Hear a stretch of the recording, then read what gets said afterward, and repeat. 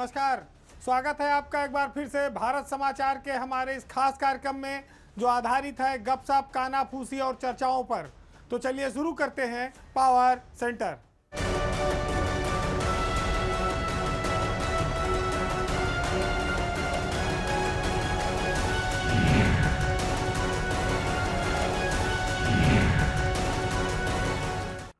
उत्तर प्रदेश में आईपीएस अफसरों के तबादला सूची का लंबे समय से इंतजार था, क्योंकि नया साल था, प्रमोशन हो गए थे, कुछ लोग आईजी से एडीजी बन गए और एडीजी वाले लोग डीजी बन गए।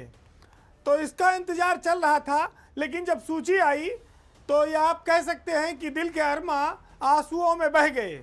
20 आईपीएस अफसरों की एक सूची आई, सरकार ने उनका नाम फाइनल किया, लेकिन इसमें कुल 3-4 नाम ऐसे हैं जिन पर चर्चा की जा सकती है। बाकी तो सब वही साइड पोस्टिंग रही और जो जहां था किसी को वहीं पर ही प्रमोट कर दिया गया। अगर आप देखेंगे तो प्रयागराज जोन में ज्योति नारायण को एडीजी बनाया गया है। यह सबसे बड़ा तबादला था इस सूची का, इस नए साल का। ज्योति नारायण 4 साल से पुलिस ट्रेनिंग स्कूल जालौन में तैनात थे। जब से 2022 के चुनाव परिणाम आए थे, उसके बाद ही सरकार ज्योति नारायण से नाराज हो गई थी और इसी नाराजगी के चलते उनकी ईमानदारी को दरकिनार करते हुए उनको जालौन में बीहड़ में एक पुलिस ट्रेनिंग स्कूल है जहां पर एसपी लेवल के अफसर तैनात होते हैं, वहां पर एडीजी को तैनात कर दिया गया था। साफ था कि सरकार नाराज थी, लेकिन ज्योति नारायण की छवि उत्तर प्रदेश में ईमानदार और बेदाग पुलिस अफसरों की रही है। देर सवेर उनके साथ इंसाफ की उम्मीद थी। अब करीब 3.5 साल बाद वो वहाँ से निकले हैं और सीधे उनको जोन में पोस्टिंग दी गई है। कहीं स्टेट में लखनऊ में लाके किसी विभाग में नहीं रखा गया है। तो इसका मतलब यह है कि सरकार उनकी क्षमताओं से परिचित तो थी, लेकिन थोड़ा गुस्से में थी। वो उनको वहाँ पर रखना चाहती थी, लेकिन जब वापसी कराई तो कहा नहीं, इसमें प्रतिभा है, इनको सही जगह पर ले चलो। तो कई बार होता है सरकार अपने ही काम को फिर ठीक करती है जहां गलती हो जाती है। एक और इस सूची में खासियत दिखाई पड़ी कि लखनऊ में, जो लखनऊ का इलाका है, यहाँ पर दक्षिण भारत के अफसरों का थोड़ा दबदबा बढ़ा है, खास तौर से केरल के अफसरों का। तरुण गाबा यहाँ पर आईजी थे, वो एडीजी बन गए। उनकी जगह पर किरण एस को लखनऊ रेंज का नया आईजी बनाया गया है। वो केरल के रहने वाले हैं और इसे आप संयोग कह लीजिए कि लखनऊ के जो डीएम हैं विशाख जी अय्यर, वो भी केरल के रहने वाले हैं। और एक और नाम अपर्णा कुमार का, जो अभी जेसीपी बनाई गई लखनऊ में, वो केरल की तो नहीं लेकिन है दक्षिण भारत की ही, शिमोगा की, कर्नाटक की। तो लखनऊ राजधानी में एक संयोग बना है कि यहाँ पर दक्षिण भारत के अफसरों का इस समय काफ़ी दबदबा हो गया है। अब कुछ नाम ऐसे सुनिए जो आसमान से ज़मीन पे आ गए। संतोष मिश्रा कुशीनगर के एसपी थे, फिर वहाँ से डीजीपी मुख्यालय में अटैच हुए, फिर प्रमोशन पाकर डीआईजी बने। अब उनको जालौन में बीहड़ में पुलिस ट्रेनिंग स्कूल में डीआईजी बनाकर, प्रिंसिपल बनाकर भेजा गया है। यानी कि अब वो वहाँ पर पठन पाठन का काम कराएं, मास्टर और प्रधानाचार्य की भूमिका निभाएं। और अब एक बात ये भी साफ हो गया कि जो बीहड़ में जाता है उसको वहाँ पर लंबा वक्त काटना पड़ता है, धूल धक्कड़ और कहा जाए रेतीले टीलों से जल्दी मुक्ति मिलने वाली नहीं है। ये तो सब हुई आईपीएस अफसरों की बात। एक बात आईएएस अफसर कुमार प्रशांत की। कुमार प्रशांत जो हैं वो समाज कल्याण विभाग में डायरेक्टर के पद पर थे उत्तर प्रदेश में। अभी वो प्रमोट हुए तो सचिव रैंक में आ गए। उनकी प्रशांत कुमार को गृह सचिव के पद पर सरकार ने तैनात भी किया, लेकिन अचानक से बृहस्पतिवार की सुबह उनको वहां से प्रतीक्षा रद्द कर दिया गया और फिर शाम को सचिव राज्य सूचना आयोग बना दिया गया, महत्वहीन पद पर भेज दिया गया। तो ऐसा क्या हो गया कि उनको गृह सचिव बनाया गया था, फिर उनको हटा दिया गया और फिर पनिशमेंट पोस्टिंग पे भेज दिया गया। अभी कुछ दिन पहले समाज कल्याण विभाग में एक FIR कराई गई कि आउटसोर्सिंग भर्ती में बड़ा फर्जीवाड़ा हुआ। अभ्युदय कोचिंग में जो लोग पढ़ाते हैं भर्ती योजना में, उसकी गाज प्रशांत कुमार पर गिराई गई है। हालांकि मामला उनके समय से पहले चला आ रहा था, लेकिन वो भी 1.5 साल 2 साल रहे डायरेक्टर, FIR भी उन्हीं के टाइम में हुई, लेकिन गाज उनके ऊपर गिरी। इसी मामले में अवनी परिधि कंपनी जो आउटसोर्सिंग भर्ती की थी, उसके ऊपर FIR भी हुई। हालांकि प्रशांत कुमार तब भी बच जाते, लेकिन ऐसी चर्चा है कि समाज कल्याण मंत्री असीम अरुण ने इस मामले में सरकार से शिकायत की, जिसके बाद कुमार प्रशांत को फिर संट पोस्टिंग पे डाला गया। उत्तर प्रदेश में सियासत का एक दंगल इस साल फिर प्रतीक्षा में है। तैयारी चल रही है, दंगल होने वाला है। वो है राज्यसभा की 10 सीटों का दंगल। यूपी में इस साल राज्यसभा की 10 सीटें खाली हो रही हैं, जिसके बाद ये तय है कि एक बड़ा राजनीतिक घटनाक्रम आपको देखने को मिलेगा, क्योंकि राज्यसभा और विधान परिषद के ही चुनाव में तो विधायक टूटते हैं, पाला बदल होता है, विधायकों की खरीद फरोख्त होती है, आरोप लगते हैं, बड़ा हंगामा देखने को मिलता है। अब 10 सीटें खाली हो रही हैं। एक सीट बसपा के पास है, उसमें एक सपा के पास है और 8 भाजपा की सीटें हैं। विधायकों की निष्ठाएं बदलेंगी, क्रॉस वोटिंग होगी, कहाँ कितना चढ़ावा गया, कौन पाला बदल रहा है, ये सब रोज गर्मा गर्म माहौल आपको देखने को मिलेगा। जोड़ तोड़ से शुरुआत होगी और आखिरी में तोड़ ताड़ पे खत्म होगी। इस बार जो राज्यसभा का चुनाव है, उसमें एक बात साफ है कि बसपा का सफाया हो जाएगा, वो राज्यसभा से समाप्त हो जाएगी, क्योंकि उसके पास एकमात्र विधायक उत्तर प्रदेश में है और नामांकन करने के लिए 10 विधायक चाहिए, 10 सदस्य चाहिए। तो बसपा तो नामांकन भी ना कर पाएगी।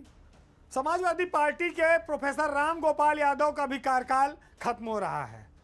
वो स्वाभाविक है कि फिर रिपीट होंगे, राज्यसभा में पार्टी के नेता हैं और उनके साथ एक और आदमी को समाजवादी पार्टी इस बार राज्यसभा भेज सकती है, क्योंकि उसके पास पर्याप्त वोट है।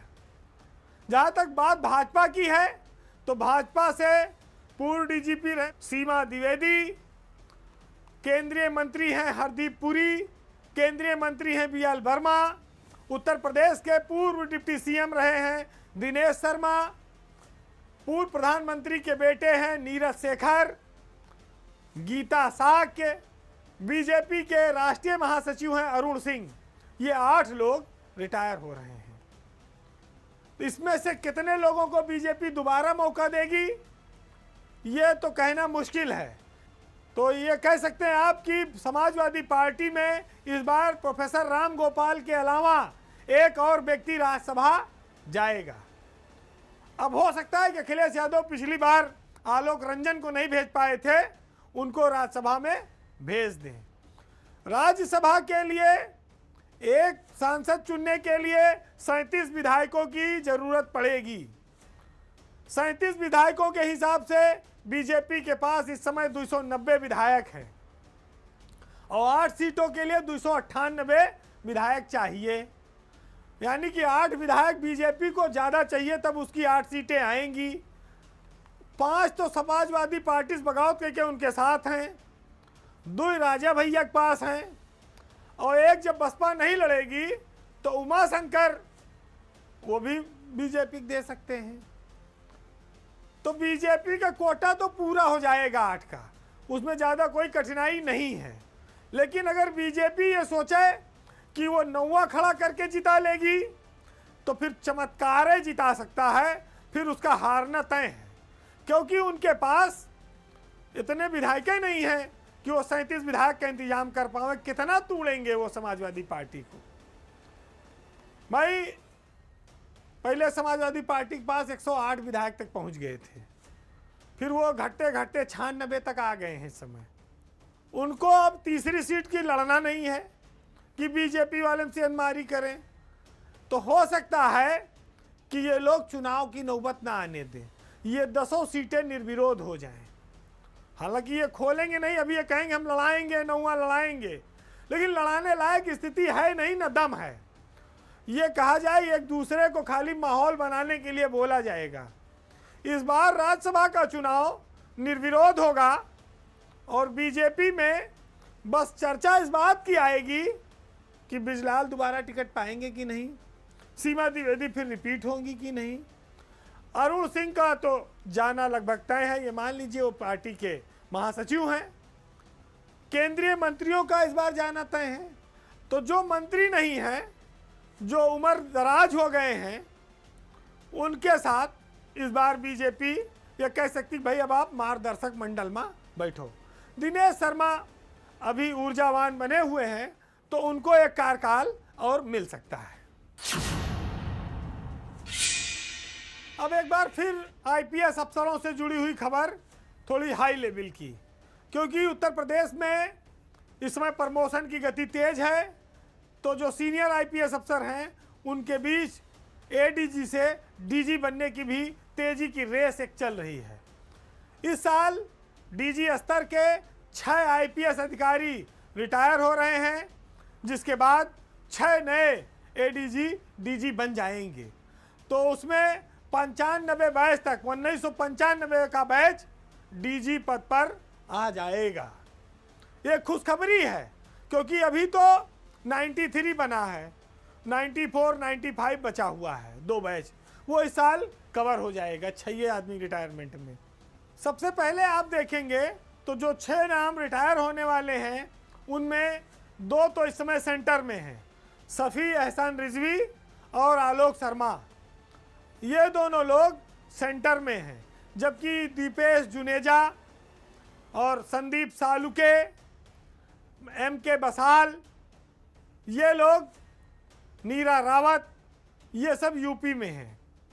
ये लोग भी इस साल रिटायर हो जाएंगे। उनकी जगह पर जो 6 लोगों को प्रमोशन मिलेगा, उसमें उत्तर प्रदेश में 1994 बैच के आईपीएस अफसर हैं एलवी एंटनी देव कुमार, दूसरे हैं जय नारायण सिंह। ये लोग मार्च में ही डीजी बन जाएंगे, क्योंकि संदीप सालुके और एमके बसाल, दीपेश जुनेजा, ये सब 28 फरवरी को रिटायर हो रहे हैं। तो सफ़ी एहसान रिजवी भी रिटायर होंगे और ये सेंटर में हैं, इनसे कोई समस्या नहीं है। संदीप सालुके जा रहे हैं, दीपेश जुनेजा जा रहे हैं, ये सब फरवरी में चले जाएंगे। तो उनकी जगह पर जाते ही वहाँ पर एलवी एंटनी देव कुमार और जय नारायण सिंह का प्रमोशन हो जाएगा, डीजी बन जाएंगे। नीरा रावत 30 अप्रैल को रिटायर होंगी। तो जैसे वो रिटायर होंगी तैसे 1995 बैच का नंबर लग जाएगा, यानी कि मई में आलोक सिंह जो कानपुर के एडीजी हैं वो प्रमोट होकर डीजी बन जाएंगे। लेकिन इधर जो डीजी बने हैं मार्च में एलवी एंटनी देव कुमार, वो 31 मई को रिटायर भी हो जाएंगे, 3 महीना डीजी रह पाएंगे। तो फिर उनकी जगह पर गोरखपुर जोन में एडीजी है अशोक मुथा जैन, वो डीजी बन जाएंगे। और अशोक मुथा जैन की भी नौकरी फिर 3 महीना और बचेगी, यानी कि वो अगस्त में रिटायर हो जाएंगे। जैसे वो अगस्त में रिटायर होंगे, उसी समय लखनऊ के पुलिस कमिश्नर हैं अमरेंद्र सिंह सेंगर। अमरेंद्र सिंह सेंगर फिर सितंबर में, अगस्त के बाद सितंबर में वो डीजी पद पर प्रमोट हो जाएंगे। तो इस सब प्रक्रिया में 1995 बैच में एक आदमी रह जाएगा, वो है रवि जोसेफ लोक्कू। वो डीजी नहीं बन पाएंगे और एडीजी पद से ही उनको रिटायर होना पड़ेगा, क्योंकि पद खाली न होने के चलते उन्हें प्रमोशन नहीं मिल रहा है और वो 30 अगस्त को ही अशोक मुथा जैन के साथ रिटायर हो जाएंगे। तो इस साल यूपी में 94 और 95 का बैच डीजी बन रहा है, ये महत्वपूर्ण खबर है। और उसमें एलवी एंटनी देव कुमार, जयनारायण सिंह, आलोक सिंह, अशोक मुथा जैन और लखनऊ के पुलिस कमिश्नर अमरेंद्र सिंह सेंगर। ये 5 नाम तो तय हैं। अब एक राजनीतिक खबर, एक चमकते सितारे की खबर, बात वरुण गांधी की, जो भारतीय जनता पार्टी की राजनीति में इन दिनों किनारे हैं, कहा जाए तो पर्दे के पीछे हैं और उनकी कोई चर्चा नहीं हो रही है। लेकिन वरुण गांधी पर चर्चा से पहले थोड़ा हम पीछे चलेंगे, बात करेंगे 23 जून 1980 की, जब संजय गांधी की एक प्लेन दुर्घटना में मृत्यु हो जाती है।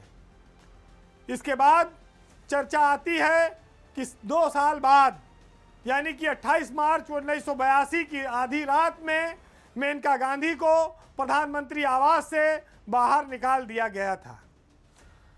तब बताया जाता है कि वरुण गांधी उस समय महज 2 साल के ही थे और ये कहा जाता है कि उस दिन इंदिरा गांधी, संजय गांधी की जो सियासी विरासत थी उसका एक तरफा बंटवारा हो गया था। मेनका और वरुण गांधी को इंदिरा गांधी ने उस विरासत से अलग कर दिया था। लेकिन देखिए समय बीतता रहा, इंदिरा गांधी का निधन हो गया, राजीव गांधी प्रधानमंत्री बने, उनका भी निधन हो गया। कांग्रेस कई बार सत्ता में आई और सत्ता से बाहर हुई। इस दौरान मेनका गांधी अपने बेटे को लेकर धीरे धीरे आगे बढ़ती रही, वरुण गांधी बड़े होते गए। वरुण गांधी जैसे जैसे बड़े हुए, उन्होंने अपने पिता की, अपने परिवार की उस राजनीतिक विरासत को थामने की कोशिश की। कांग्रेस की विचारधारा के इतर मेनका और वरुण ने हिंदुत्व की ओर हाथ बढ़ाया और भाजपा का दामन थामा। बीजेपी को भी गांधी सरनेम वाली इस फैमिली की काफ़ी ज़रूरत थी और उन्होंने मेनका गांधी को केंद्रीय राजनीति में स्थापित किया, कई बार सांसद बनाया और मंत्री भी बनाया। खास तौर से जब अटल बिहारी वाजपेयी का युग रहा, लाल कृष्ण आडवाणी का युग रहा और राजनाथ सिंह का युग रहा। इसी बीच वरुण गांधी भी युवा राजनीति के एक प्रतीक बनकर उभरे पूरे देश में और उनका जो उभार था वो इतनी तेज था, इतना प्रवाह लिए हुए था कि वो पूरी दुनिया में, पूरे देश में लोगों की निगाहों में फायर ब्रांड नेता की तौर पर चमकने लगे। वो पीलीभीत से जब बोलते थे तो पूरे देश में हाहाकार मचने लगा। एक समय ऐसा भी आया कि बीजेपी में जो संगठन है उसने वरुण गांधी को अपना सबसे बड़ा चेहरा मानना शुरू कर दिया था और ये सब कृपा हुई जब राजनाथ सिंह अध्यक्ष बने तो उस समय वरुण गांधी के सितारे दिन ब दिन बुलंद होते जा रहे थे और कहा यहाँ तक जाने लगा, ऐसा वक्त आ गया कि वरुण गांधी उत्तर प्रदेश के अगले मुख्यमंत्री हो सकते हैं। यानी कि बीजेपी की सरकार बनती तो वरुण गांधी यूपी के सीएम बन सकते थे। लेकिन आज आप हालात देखिए कि जो आदमी कल तक आसमान की बुलंदियों पर था, आज बीजेपी की सियासत में वह हाशिए पर है। वरुण गांधी राजनीतिक रूप से एकदम शांत हैं, तो क्या वरुण गांधी को लेकर कोई कयास लगाया जाए कि वो कांग्रेस में शामिल हो सकते हैं या वो किसी और दल में जा सकते हैं? अगर थोड़ी देर के लिए आप ये सोचें कि वरुण गांधी कांग्रेस में शामिल हो सकते हैं, राहुल गांधी, प्रियंका उनके भाई बहन हैं, तो वहाँ पर एक समस्या ये आती है कि जिस तरह से वरुण गांधी का कैरियर इस समय गुजर रहा है सियासी झंझावतों से, कांग्रेस ठीक उसी हालात में है, वो भी हाशिए पर ही है। तो ऐसे में क्या कोई नया विकल्प बनता है? अखिलेश यादव क्या वरुण गांधी के लिए नई उम्मीद हो सकते हैं? क्या वरुण गांधी समाजवादी पार्टी में जा सकते हैं? हालांकि इन सब सवालों का जवाब थोड़े समय में आएगा। जो भी होगा विधानसभा चुनाव से पहले होगा। देखिए, राजनीति में एक कुहासा नाम की चीज़ होती है। जैसे जब कहते हैं ना कि आज बहुत ज़्यादा कोहरा है इसलिए चीज़ें साफ दिखाई नहीं पड़ रही हैं, इसी के लिए वरुण गांधी क्या करेंगे, थोड़ा इंतजार करना पड़ेगा। बीजेपी गांधी परिवार के इस चमकते सितारे को लगभग भुला चुकी है। आप ये भी कह सकते हैं कि वो इससे छुटकारा पाना चाहती है। वरुण गांधी ने एक युवा नेता के तौर पर जितने उतार चढ़ाव देखे हैं, जिस फैमिली से वो आते हैं, शायद ही किसी ने अपने जीवन में ये सब झेला हो। और कहते हैं कि जो मजबूत इच्छा शक्ति के लोग होते हैं वो हर झंझावत को झेलते हैं और उफ तक नहीं करते। वरुण गांधी ऐसी ही इच्छा शक्ति वाले नेता के तौर पर दिखाई पड़ते हैं। मेनका गांधी चुनाव हार चुकी है। बीजेपी ने वरुण गांधी को टिकट दिया नहीं है। दोनों की पारी जो सियासत में रही वो लगभग खत्म होने जैसी लगती है। कहीं पर कोई चर्चा नहीं होती है।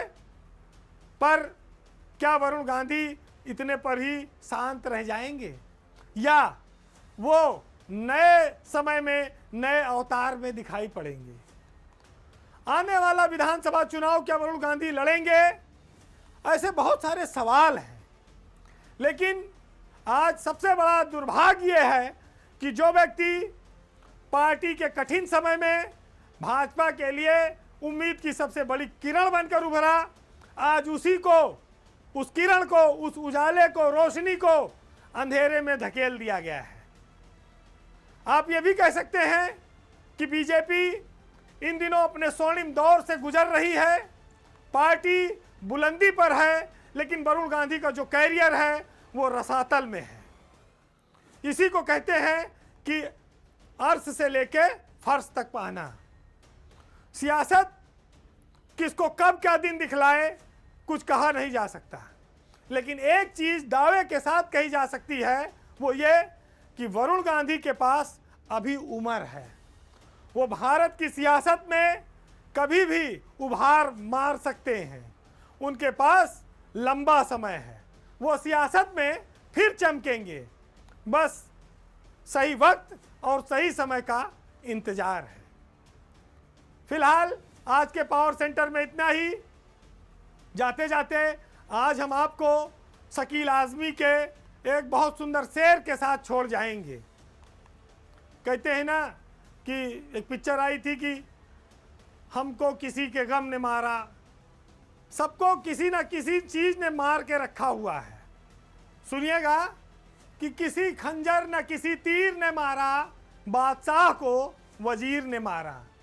जिनके सीने में रोशनी उतरी उन मुरीदों को पीर ने मारा, और जी गया आह का मारा हुआ शख्स, और बद्दुआ को फकीर ने मारा। याद नहीं आया खुदा जिनको, उनको मुनकिर नकीर ने मारा।